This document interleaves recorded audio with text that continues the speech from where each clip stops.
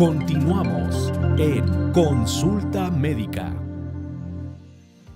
They stand for Medicare Advantage plans, prescription drug plans, so they cover everything that original Medicare covers, and then they also cover other benefits aside that Medicare doesn't. So for example, Part D is a coverage that original Medicare does not have. So that's a prescription drug coverage. So Medicare Advantage plans require you to pay co-pays. So you may have to pay a couple of co-pays for primary doctor or specialist visits, so that can add up. And Imperial is great here in the El Paso area because one of the highlights, for example, I can tell you is for specialist your co-pays, there's not going to be any.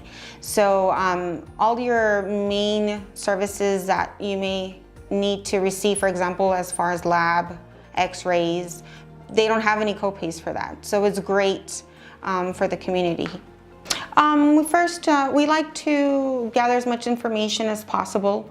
Everybody is different. Everybody has different needs. Everybody has different doctors, medications that they're taking. So we go ahead and evaluate all of that. We check, make sure that, you know, if you have a network, that your doctors, your prescriptions are going to be covered. And then we go into the highlights of Imperial and go over all of their co-pays. But like I said, that's something major here in El Paso that Imperial has, where there mainly no co-pays on a lot of the services. So it's great. Correct, yes. It's a very important. I mean, original Medicare, as we all know, you have 20% co-insurance that you have to pay plus deductibles.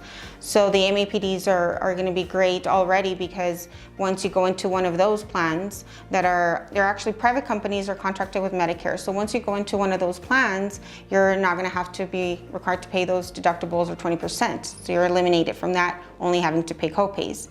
And then of course, you know, we can go into the Imperial highlights of no co-pays. Vamos a una pausa y regresamos.